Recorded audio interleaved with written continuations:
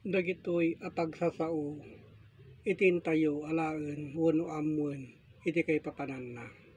Kadagiti kapsat no may panggep kadagitoy asasao dagiti salmo ta iti bagbagada iti kanta.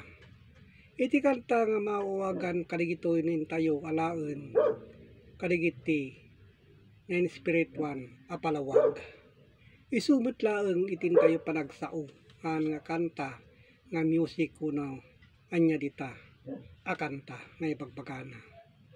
Kadagiti kapsat iti pamaneknek a mabasa iti Salmo 119 iti 78. Dagiti natangsit may babainda kadi ta into blakdak adyong umno ngem imutektakto kadagiti alalagadem. So nga digiti kapsat tintayo alaen amwen kadagiti alagaden digitoy akay papanan digitoy asasao.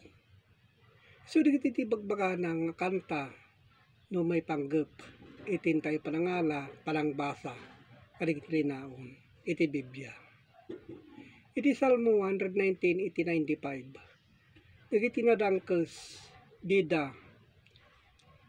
dinadaanan dak tapno dadaelen dak ngem utubek to kadagiti pamaneknek mo. So digiti kapsat ngayon tayo utuben iti kay papanan na digitoy akababagas na. Iti Salmo iti 49 iti 69. Dagiti natangsit nagparbuda iti ulbod. May busor kanyak iti amin a pusok saliutan dakto kadagiti alalagadem. So digiti kakabsat iti kay papanan na digitoy asasao.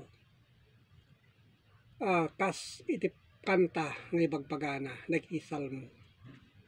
Iti dadto kakabsat inaramid damaten a kanta nga inda ikan kanta. Awam met dayta no intayo basaen alaen kadagitoy akay papanan iti linaon iti lokot ti pagbasaan.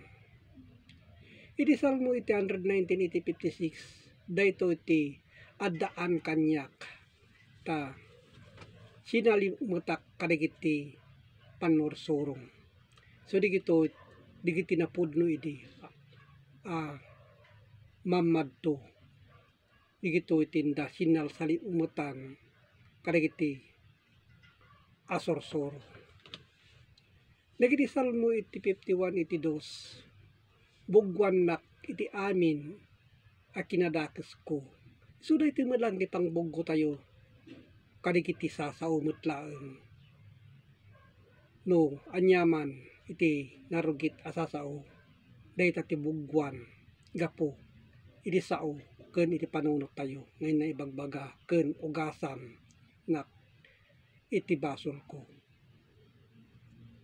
Tano may paggeplaeng iti panangugas wenno panangbuggo no may panggeplang iti lasag addalata rugit addalata mureng yuray iswam ingana agdardara. Ngem daytoy kapsat iti naibagbaga isu ti pangbuggo tayo bayat din tayo panagsasao mabugbugwan iti narugit akapan panunutan tayo tin naibagbaga. So digita isu nga tuben tayo kapsat intayo alaen kadagiti kay papanan na ingitoy asasao. Iti mabasa iti Salmo 64 iti 8 iti kasta may tublak danto adagiti metlaeng dilada.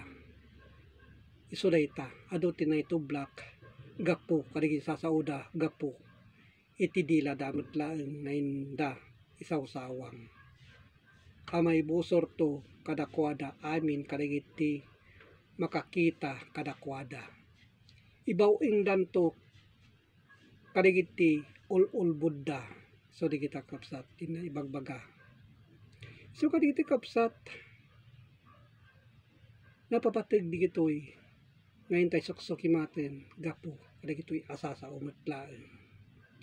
Iti mabasa iti Salmo 34 iti 14. Ngayon na ibagbaga pagpanawam iti dakes. Isu day takab sa atin na ibagbaga na pagpanawam tayo iti kinadakes asasao ket berogan tayo iti talna ken iso iti soroten kinunana.